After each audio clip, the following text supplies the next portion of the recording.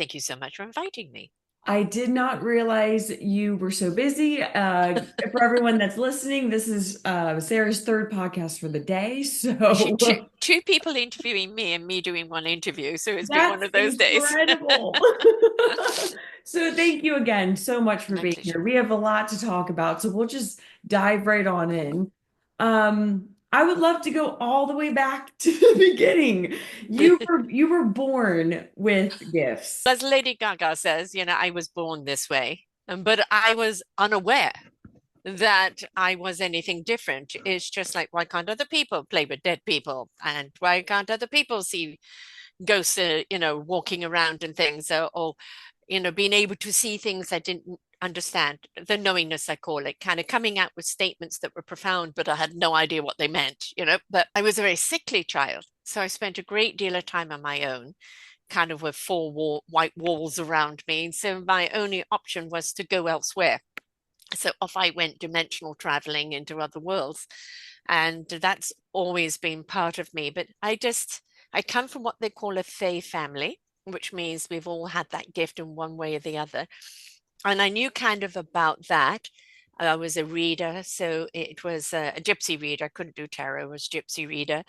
And I just always had this way of being able to see things. But I was also very much, as people said, time to put your feet down, settle down. I know I am wind, I am air. I have to be with the cosmos, and very often putting your feet down on this earth where it's so angry and so hurt that do I want to be a part of that? So resistance was there. But it was kind of that slowly awakening to the fact that this is who I am and what I do.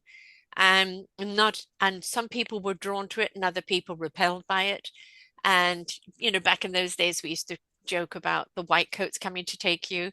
And then, of course, the 70s hit where, delving into obviously, sex, drugs, and rock and roll was part of it, but, music and freedom and exploration of spirit, even though we didn't call it that, that became a liberating time for me to actually step into that.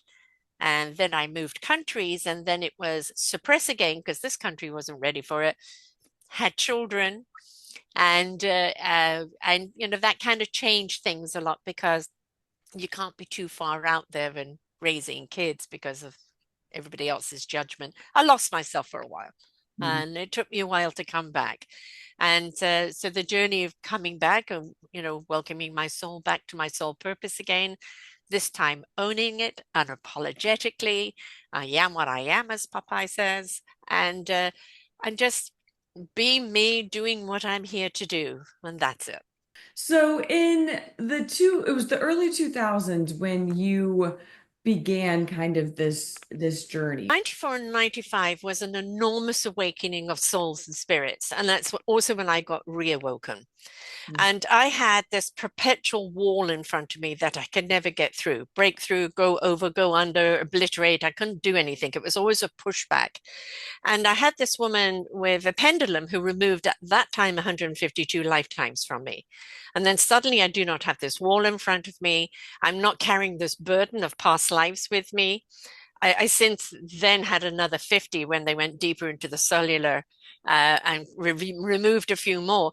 But it was my self discovery at that time. I'm not carrying this. There's no more walls. There's a beautiful valley. There's a journey for me to take. And the next few years was that discovery of who am I now?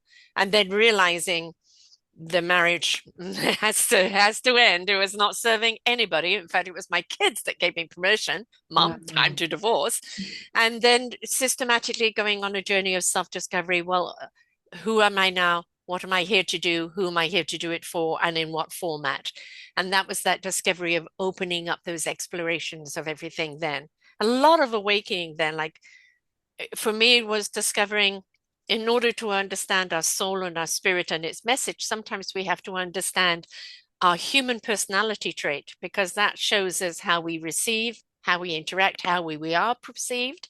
So I went down that avenue of understanding how other people see me and realize that we're not talking the same language Mm. and understanding the adjustment of language, owning who I was, but at the same time, um, just being able to speak to people, quote, quote, in their language, their personality language, but then opening up, that sent me down a whole intrigue where I set up a program of the true colors, but also aligning Chineseology, astrology, numerology, and elements, and looking at the strengths and the weaknesses that we all have. There are some weaknesses you can bring up, and some, though, you're meant to delegate to someone else. It's their strength. But what is the continual strength, and what are you meant to do with that? And that very often helps us actually hone in who we are and what we're here to do in a more clear way. So let's talk about what you're here to do. You've done so much. You I have know. 4 books, right? And you're on your fifth? Is that right? I've done fifth. You see behind me, I've Okay, you've done written my 5. own book, my own self discovery to soul living. I've been a part of the Mission Accepted 262 with 262 women in there. I've interviewed 50 people from there. I produced a book, Our Forgotten Children, an anthology around the raising of our children, and all that's wrong that we need to put right. I'm in the midst of gathering authors for Our Forgotten Seniors, so I'm looking for seniors. I've also been in the book. I'm not selfish, I'm just not easily manipulated, and also dare to live fearlessly. I didn't become selfish, I became harder to manipulate. Can we just chat about that for a little bit? Sara Troy out of England put this together, and I think there's 27 of us in the book. And so she's systematically interviewing 1 or 2 people at a time in order to bring the authors forward and why we were a part of it. And, I always allow, this was the title, Sara, I'd like you to be a part of it. What would you like to write about? I don't think. I just start typing and see what happens. And what came up for me was the academia, of the lack of academia I had, and the persecution and the judgment of it, because there was not the acceptance of the knowingness. And it's like not apologizing for that now. And that self-care and self-love is a priority in our lives, and it's not selfish, and all about that. So there was a show we did where we talked about various things like that. And that's the thing is, especially my generation, it was selfish to put yourself first. It was selfish. Who do you think you are? You're here to sacrifice yourself for everyone else, which is absolutely codswallop.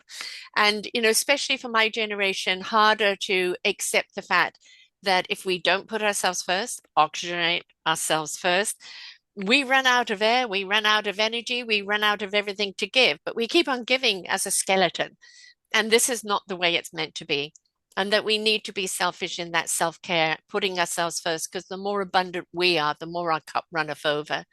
And then it is absolutely necessary. And it's different. I know people are also worried about narcissism, like being too egotistical and narcissism. But that's people who put themselves first at the expense of other people. We're talking about the people who are being selfless and depleting themselves because to serve other people. You got to have that balance of looking after yourself so you can be more in your chosen service.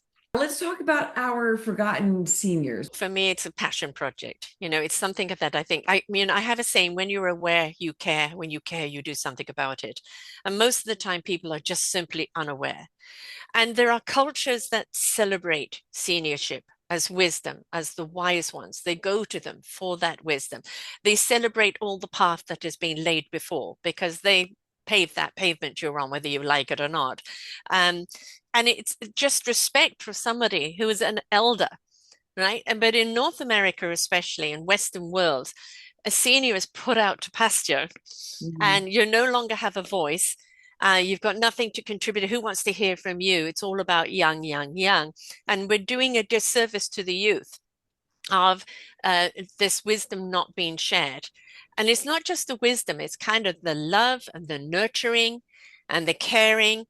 But, the book is kind of threefold, where it is we celebrate the triumphs and all that they had to share and give to the world.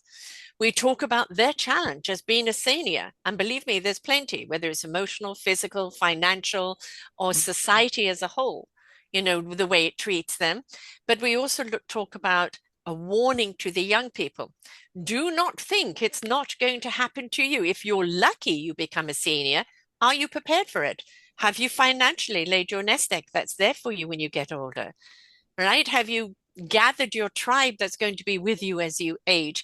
How are you looking, how you treat the people who are elder today will be how you're treated later. Mm. So there's an awful lot to learn. But at the same time, I think if people know the struggle seniors go through, then maybe not only respect and help now, but also understand things that need to be addressed now so that future seniors don't have to go through them. When is that going to be coming out? Well, I'm still gathering authors. Okay. And it took me 5 years to gather authors for the Forgotten Children. I've had one author who's already contribute. It's not just giving a chapter. These people will be interviewed on the Why Show, why, where they're at, why this is so important. And then they will be interviewed on the actual contribution of the chapter. There'll be at least two summits, one of meet the authors and then launch day. So it's a whole commitment around people of wanting to be a part of this. This isn't like, oh, I'm in a book and forget about it. It's like there's a book here for a reason. So I'm gathering authors right now. And what I have learned painfully is that you can put it out to the cosmos and they will produce those that are meant to be in it when the time is right. And I've learned that patience, grasshopper, is something that, it will be. It will be. It's the next patch. I had wanted to have it out last year, but, God laughs and gives me other things to do Yeah, and says it will come when it's ready. that's right. Good for you for just trusting and allowing and being patient. That is Yes, not I the want the right easiest. people in there. No, no, Yeah, no. no. That's when I've learned to do that. Stop arguing with with the above and just go with the flow. It's much much easier. Yes. Oh man, is it ever? Okay, so your mission, where do I have that? My mission is to ignite the heart and souls and spirits of everyone that's ready to receive it. We are divine creatures, whether you're God, universe, spirit, source, energy, it doesn't matter. We're all divine creatures. We're all here to do something, to contribute something, um, to be of service to one another. And it's up to us to discover what that is. And that can be a lifetime journey in discovery. It could be something very young that we discover and implement. But it's my purpose for the thousands of years I've been here is to ignite the heart and souls to the knowingness. And the knowingness is that wisdom that we download, that we know in our heart and our soul and our spirit. And our mind will know what it needs to know in clarity when it needs to know it. So it's the wisdom to understand our knowledge. And so that's always been my purpose. And now I just bring it through the books and I bring it through the podcasts and I bring it out that way. Yeah, if you could talk to us about your podcast, that would be lovely. Back in 2012, I had invested, in 2006, I had invested in a quantum electric motor. And we had developed it. It was apparently, it should never have been able to work, but it did. I didn't do it. The person I backed did it. And I didn't need to understand how it worked. I just knew how important it was. And we got caught in the 2008 financial thing. And then we aligned with people that ended up stealing the motor, me going bankrupt, living in a car, the whole tutti frutti. And I'm in my 50s, late 50s. Oh, And the whole bottom world fell out. And it was like, what do I do now? Do I go back to, my self discovery of self personality one? And I have an illness that raises a depression now and again, and I certainly went down the rabbit hole here. But when I get like that, I need to be proactive. So I'd written an article. Somebody saw that article, saw my site, and said, "I'd love you to be a part of my podcast network." And I go, "What's a podcast?" Because back in 2012, there weren't that many of them, right? And I ended up joining her for 13 months live, great training ground. Got mm, the bug, started my own, still didn't know what I was doing. It was literally kind of, like braille, yes. learning as you go. So now it is 12 years of my own network. Personally, I've done 3,000 shows in this network. I had hosts, so I got about 800 shows from the hosts. And I have made such a discovery of self. And every time you watch something absolutely awful happening out there with what humans are doing to each other, which has always been something to pain me so much, I get to hear a story of somebody and the journey they've taken and who they became because of it and who they're illuminating now, with what they've discovered. And that becomes that igniting of the heart and soul and spirit in this way. So I have about 20 different genres. So it doesn't matter whether it's what topic is under, it has a genre to go to. And I kind of made a contract with the cosmos. I'll go until 90, as long as I can hear, see, and speak. I love that. I love that. Do you have a favorite genre of what's on there? I mean, obviously, ignite your heart and soul, any of the spiritual ones, and especially when you have people that are on that higher spiritual plane, because that's where I like to play. Yeah. This is where I'm most at home. But I also love the music ones, for the love of music. That's a guilty pleasure. Musicians are already in their heart and soul. But, all of them have a different thing, even the business ones. It's always about, is your heart in it? Are Mm, you coming from the heart? Because if it's coming from ego and wanting to be rich, forget it. I'm not interested. If it's coming from the heart that you really want to make a difference in someone's life, then I'm all for it.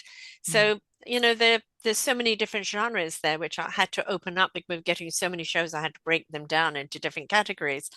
But yeah, the spiritual ones, obviously, because they feed my soul, but all of them feed my heart. And it just depends, There's some that stick with you and then some that, just flow on to the next.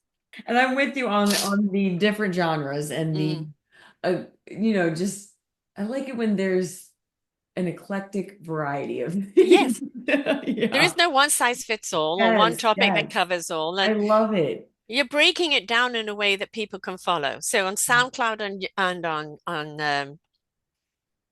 YouTube, you can have playlists, so they can go under that. And the other platforms are just long stream. But if you Yes. come to my site, you will find those different genres and you can find a show on a topic that you're interested in that will serve you. This mentors practitioners action program. So you're showcasing mentors Yes. and change makers who are devoted to serving humanity. Like, what does Yes. that look like? Well, having done their shows, what I call their why shows, and then they have these wonderful programs. Most of them are coaches. They're there to of their services to help other people. So I wanted you to create a platform where you would find them more easily instead of having to go through the streamline. So the mentors, practitioners, because they're the hands-on, and mentors can be anywhere in the world, and I've got them certainly anywhere in the world.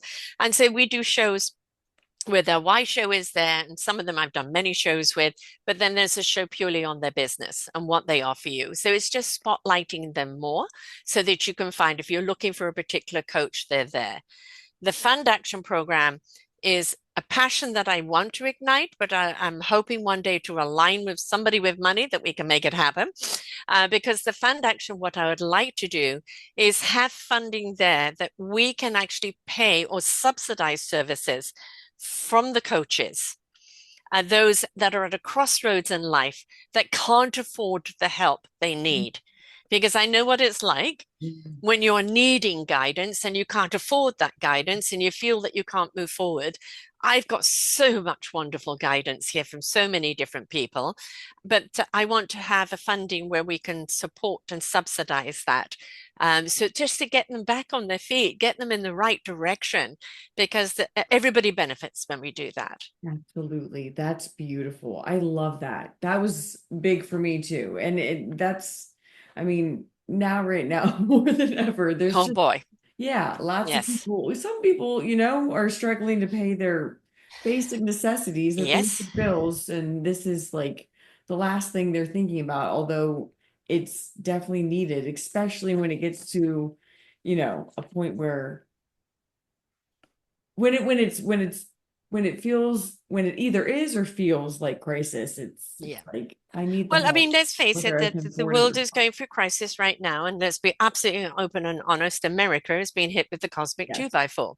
All yes. right. And whatever side of the fence you're on, you're going to be shaken up. The universe gave me a saying nearly 8 years ago. The universe is going to shake us up, to wake us up, for us to step up, change it up, and grow up vibrationally, but also as a Wow. human race, grow up. Right. And so Wow. many people had heard that message earlier and they have grown up and they've changed it up. But you have got a hell of a lot of shaking up right now.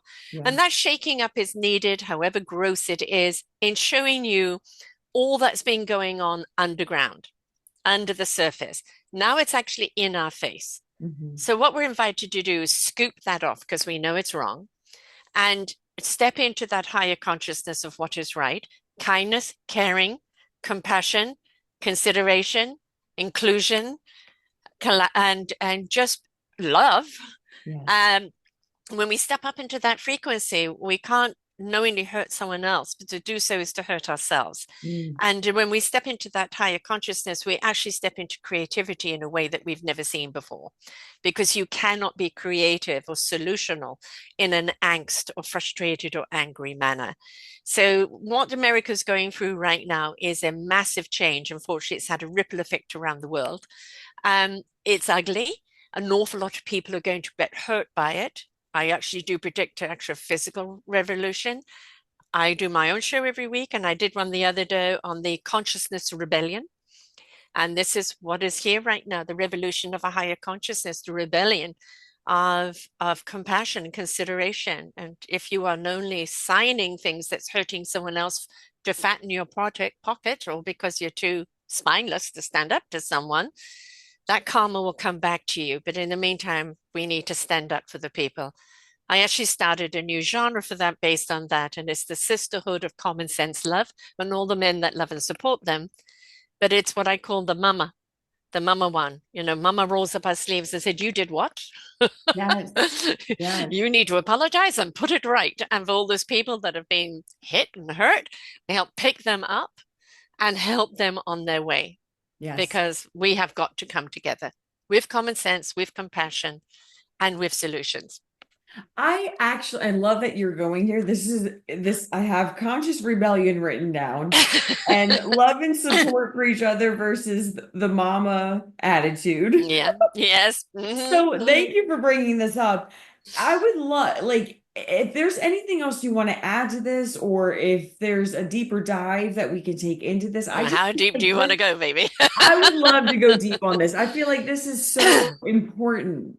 And I hear Yeah. you on like the the physical aspects of Hmm. this. I have been feeling that, I mean, ever since I was a child. Yeah. And it's just come up a lot recently just during interviews. And it like it just I just get this feeling that there's going to be something physical that I've been predicting it for quite yeah, some time, and yeah. it's like, the universe is turning the volume up on us year by year, to a level that we can comprehend and that we could rise up to. But in doing so, the people that are unwilling or too afraid to rise up to that higher conscious of accountability, all right, who's still in the blame, shame, angry, you owe me.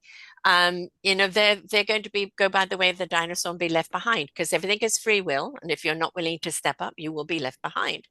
But for me, it goes. That's the reason why this book, Our Forgotten Children, is because it goes back to the way we raise our children, and we're not teaching them that compassion, that sharing, that consideration, that respect, that gratitude, and we've let our children down. When you have teenagers meeting online and coming together and stabbing someone to death just to feel something, it's not Mm, the kids, it's us. We've let them down. And when absolutely. we look at society right now that thinks it's okay to take people away from their home, take children away from their parents, put them in concentration camps, and say that is okay, then it's a damn good mirror that we need to hold up to humanity and go, who the hell are you? Where did you lose your heart and your soul and your consciousness? Because only people without a conscience can do that. And the invitation is to wake up, but if not, get out of the way, Mm. because we've got some people to save. And so, I'm a huge advocate for that. Even though I'm in Canada, folks, I'm fighting for America. As a world, we have more narcissism. We've always had misogyny and narcissism. That's always there, but it seems to be uh, got even worse. And the word I speak a lot. I hate entitlement. A senior, I'm entitled to XYZ on my pension. That's not the entitlement I'm talking about. The entitlement is, well, you owe me and I don't care who pays for it. right? And we've got this outside in living life. And this outside life is that the more likes I have, the more popular I have, the latest phone, the latest car, the latest this, look at me, plastic surgery, all of that. Approve me, approve me, approve of me. Do you see me? Do you validate me? And it's all outside living that's leaving people emptier and emptier and emptier. The Mm. true enrichment comes in the enrichment and the abundance of the heart, soul, and spirit. It's an inside living life. You have to get rid of old patterning, old paradigms that are in your way. You have to be willing to embrace that journey, however rocky it is. But I promise you, absolutely swear to you, that if you're willing to go through that journey of self discovery, self exploration, and how absolutely beautiful, flawsomely awesome you are, you will never ever regret the journey, because who you will become is someone that you stand tall and proud in your whole heart and soul and abundance. But you've got to be willing to participate in your own healing and your own journey. The the blame and the shame and the throwing rocks at everyone because you're unhappy. No, no, no. We're not accepting that anymore. If you have an issue, you've got to find the courage and the strength to deal with it. This isn't about you imposing your pain and your fear on us. Everybody has pain and fear at some point in their life, and we have to take ownership of it.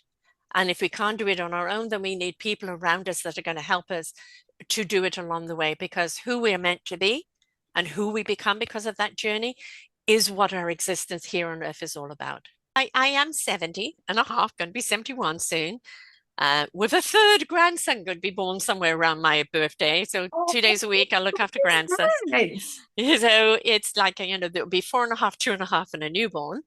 So I only work 3 days a week now, and obviously things at weekends and stuff as well.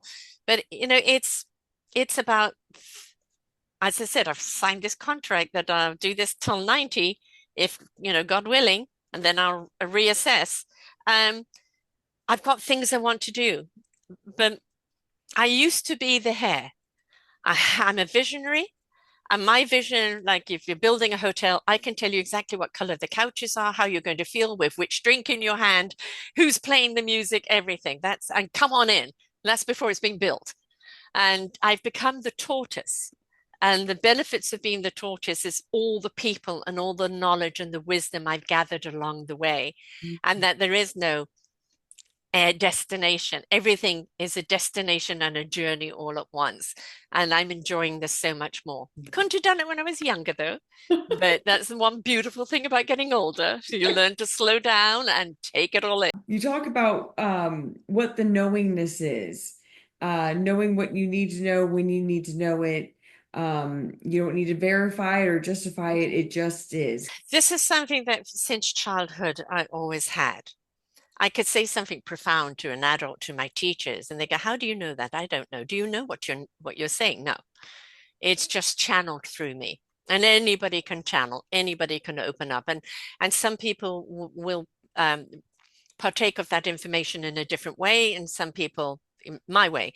But for me, it is the soul truth. It's the universal wisdom, right? You've got AI, which I don't think should be AI. I think it should be a clumative or Mm, conscious, because it's all human knowledge in there, yes. right? So what's artificial about it? But I call it, universal intelligence. So the universe comes through me with what I need to know when I need to know it, for whom I need to know it. And I just let it go through my soul, let it resonate with truth in my heart, where you can really feel it. You can really feel it. It's then given into my spirit and action, and it goes to my mind and extracts from my mind what I need to know in that moment in clarity. And you feel your whole body lining up, your chakras lining up, everything else. It just is. And that's that clarity that we all need to have. And absolutely every single one of us has that way of learning. It has that way of downloading, whether it's directly, exactly like I say, or they feel tingles or they feel this, you get to know what it is to identify when that wisdom is coming through you. The noggin has an awful lot of information, stacks of knowledge. But very often, if we get stuck in a head, we're going, yes, but what this, but that. And I say, go sit on your butt, center yourself, right? Align yourself with your core, take some deep breaths, and just say, what do I need to know in the now? Or if you have a particular situation, how am I meant to deal with this? Now, you can do it for meditation, you can do it for a walk in nature, you can do it with playing with your animals. It's just about that intent of allowing it to come through. And when it does come through, and it just is, that piece of information comes through, you don't need to argue with it. You Mm. don't need to validate. Oh, how do you know? Tell me how you did that. Don't need to. You just know. They could take it or leave it, but you know. Something else that you and Dr. Anolia were talking about. She was talking about something and it reminded you of like the new version. You said that's the new version of the cross When in the room. you look at the cross, the part that is directing upwards is the direct source. God, universe, spirit, energy, whatever you want to call it, universal wisdom, it's the direct source, right? The horizontal is how we spread that wisdom around. So when you look at the cross, the arms going out should be forever going out and embracing, but we are downloading that wisdom, that divine wisdom. However you want to, I'm not a religious person because I think religion has really contaminated the truth. So I'm a very spiritual person. But that is that wisdom that is channeled down. It's that beam of knowledge that then is given around. And I think if we look at the cross that way and not less as sacrificial, right? Because this is just a vessel we're in. This Mm. vessel will have its demise, but our spirit and our essence of who we are and what we've learned here goes on, whether we come back or whether we take it to a higher plane. That is all a question of where we're at in our journey. But, when you look at Jesus as the symbol on the cross, the Father was with him. He knew the sacrifice he was making as a lesson to the people. But the horizontal part of it was, I will never leave you. Anything that you are like intuitively just picking up on, or anything that's on your heart, or anything that you're seeing people really talk about or struggle with or come to you regarding, just anything that you feel is very important for the Excuse me. audience to hear right now. I mean, that you could take this in whatever Mm. direction you would like. Okay, I'm going to take it in a couple of directions. One, what's going on out there, and one that's for the people that have shared with me, and the importance of they know what their work means today, what they need to do today. As I said, the shakeup is going on out there. The whole point is you cannot put the baby back in the womb, as they put it. We're out. We have a voice. We're going to speak. And I do predict there will be some violence because you have a certain demographic that's all they know, that's all they want, and the pitchforks and defense will have to happen. But in the meantime, the higher we raise that consciousness within ourselves, and the people I interview, that although we do not talk like I'm candidly talking with you today, it is all about raising that awareness and that consciousness, being the best that we can be. Because when we're up at this elevation and we're looking out for each other, and we care what's going on with each other, and we realize this village is only as strong as us together. Mhm. This orchestra is only as impactful as everybody harmoniously playing together. We are going to be more transcendent. We are going to be rise up that energy where they will not have the voice anymore. And this is the thing, it's a lot of people are frustrated with not knowing, well, I don't know what to do. I'm only one voice. Well, one voice plus another voice plus another voice, suddenly you've got a chorus. And that chorus can multiply. It's like, do something, do something. This is part of that conscious evolution, not just pushing back about what is so horrifically going wrong.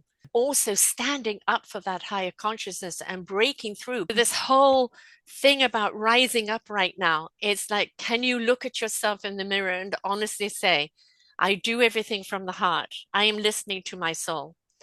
I do it in compassion. I want to make a difference in other people's lives. The beauty of the people I'm interviewing, including younger people now, is I don't want to be a part of that world. I want to be a Mm. part of this. The serving circle you'll find on Facebook, a young man started, and it's all about people that are out there serving each other, serving others, coming together to support each other in the service they give others. So there's so many people doing the work. What we need to do is, my motto on my shows, listen, learn, and apply. When you listen, you learn something and you apply it to your own life, then you will find you are now part of the solution, because part of being the problem is going, la, la, la, it doesn't affect me. If something is going against humanity, it affects everyone. It literally sends a ricochet. And Mother Earth right now is pissed off with us because we have treated her so abominably. Everybody grounding their misery. Have you grounded your gratitude? Have you grounded your love? Have you grounded your joy? No, you just keep grounding your misery, right? And we've got to step into gratitude. I had a 10-year-old many years ago who wrote a book, 365 days of gratitude with a positive attitude. And all she did was each day was what she was grateful for. It's such a reminder for us as we're bitching and moaning that there's always stuff. If you do a column of everything that you think is wrong, and then you do a column of everything that you can be grateful for, feed that column. Yes. Right? Yes, you can have a bitch with the weather, but yes, politics, there's always a lot to bitch about that. But focus on what you can be grateful for, because that elevates us into that higher consciousness. And it's never too late. The oldest person I've interviewed is 92. She had her own TV station, took a new lover at 90. She's still going. She's about 94 now. So do not think it's too late. Do not think your voice doesn't count. Do not think nobody sees you. Stand up and be seen. Stand up and be heard. But do it from a place of love, compassion, heart, meaningfulness. If it doesn't mean anything to you, it won't mean anything to them. And if you're on that journey of looking for that meaningfulness, listen, learn, and apply. Podcasts, TED Talks, seminars, webinars, go listening to people talking in groups. Immerse yourself into it. And the more you do, the more it will open you up, the more your channel will open up, and the more you'll know what you need to know when you need to know it. Way to bring it all the way back around. I love it. Anything else? I think a lot of people just feel, and this is, call it the nudge, nudge, wink, wink, or the cosmic 2x4, right? Which, some people get the message and they get the redirect, and other people cosmic 2x4, and sometimes a few of them. It's like, don't blame and don't shame yourself for what happened. Right? I've had a few cosmic 2x4s, folks. Yes. I was a slow learner. I was a people pleaser and a appeaser and everything for other people, bending myself into a pretzel until I realize I'm in a knot and I can't get out of it. Right? So it's when you're aware, you care. You start caring what you're doing to yourself. Right? You start taking action. I can't do that to myself anymore. I'm sending the wrong message. How do I expect people to care about me if I don't care about myself? If you're looking for love, right? You need to show someone how to love you by loving yourself. And I don't mean egotistically, I mean from the heart and soul of your essence. You're not here for someone to complete you, but someone to complement you, whether it be a love interest, friend, colleagues. How do you complement each other? What beautiful spice are you in the mixture of this dish? And realize, find your vibe tribe. Do not be afraid to explore. We've allowed fear to get in the way. And I say this common sense fear. Don't walk in front of the bus. Don't put your hand in the fire. I got burnt the other day because my grandson went to go and put his hand in the oven as I'm taking something out, trying to stop him close the oven with dish in a hand. 2-year-olds. But the point is, this as an adult, what things not to do. Dark alley, 3 o'clock in the morning. Just don't do it. Take that common sense fear with you. And instead of being afraid to go down that road, afraid to open that door, look at it as an adventure, as an exploration. This is something exciting. What am I going to discover? Don't look about the destiny. Look about every step that you take. Step out into the abyss, blind, deaf, and dumb, in order to hear, see, and feel. Take the adventure, but common sense fear will keep you out of trouble. But remember, it's not a sprint, it's a marathon. Please pay attention. I have a course on this that I take people down a metaphorical journey, and they're actually shocked at the end of it how little attention they pay to things, right? And that's, we're so busy being distracted, rabbit, squirrel, right? That we're not paying attention to that person right in front of us that's here Mhm. to impart some wisdom. Mm. Slow down, immerse yourself in your discovery of life, immerse yourself in your meaningful purpose, immerse yourself in all the beauty that this planet and the cosmos has to give us, and become who you really are, because that is enough.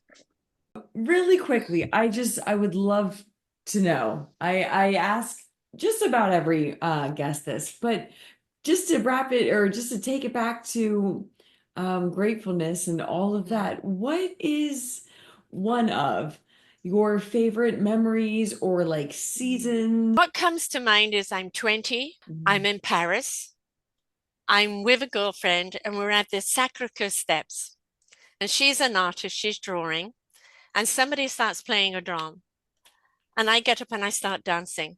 Uh, And she tells them who I am. And the next thing you know, I've got people playing drums, playing guitars, playing that. And I'm dancing on the Sacre-Cœur steps as everybody's chanting my name. And then we all get up. And while chanting and singing, we kind of go into the Montmartre like a musical. And it wasn't the fact that they were chanting my name, it was just such a unison of energy. They came from nowhere and they just felt the energy. And I mm, was dancing the energy, she was drawing the energy. I've got that picture somewhere.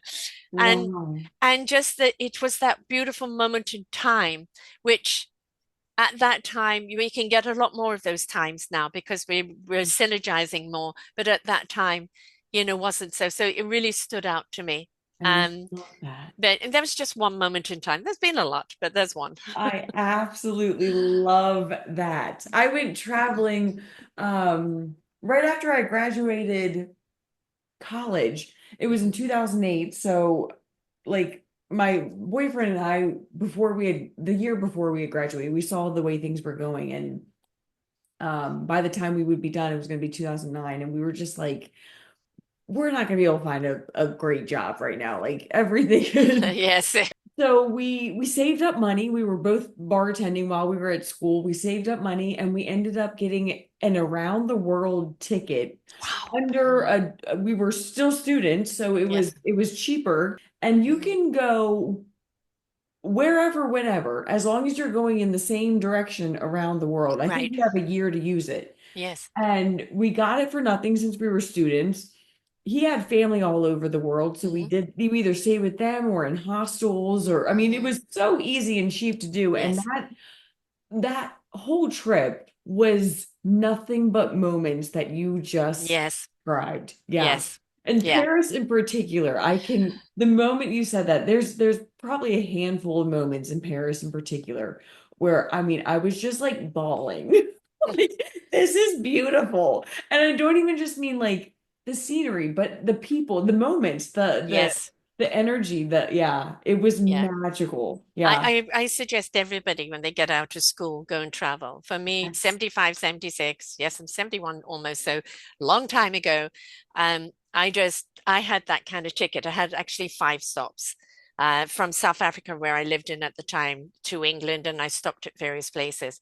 I had a month in Greece before they opened up. I'm staying there, meeting people from various parts of the world, learning the history, and just, the immersement into it. I remember a little road that you could probably get a horse and cart on. One restaurant on this side, one restaurant on that side. I'd go there for breakfast and I'd go there for dinner every I night. love it. Uh, and all fresh, beautiful fisherman food and everything absolutely gorgeous. And then I've been to Rome 3 times. I just love Italy. And Paris, I had a friend there. I've been there a few times, but I'm not Spain. Love, love, love, love. I love the Mediterranean places. Yes, yes. And but I am, I traveled BC before children. And I had children later in life, for as the standards then, 28 for my first one. She's the one that's taken up the travel bug now. She's done about 40 countries. She works to Good travel. for her. I And love yeah, it. Yes, that's like that needs to be a rite of passage that we make yes, a norm for yeah, everyone. I mean, yeah. it's just incredible. It's a life lesson that you're not going to Yes, get anywhere else. You can't learn this in a classroom. You've got to immerse yourself in the experience. 100%. Mm.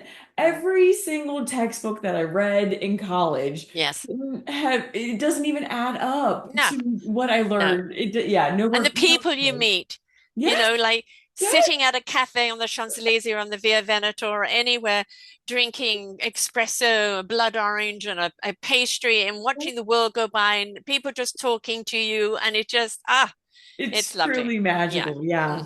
Mhm. Sarah, you are lovely. This was delightful. It really was. I Thank you could so much. talk to you Thank you for for letting me hours. free just to and to go. I don't Absolutely. often get to do that.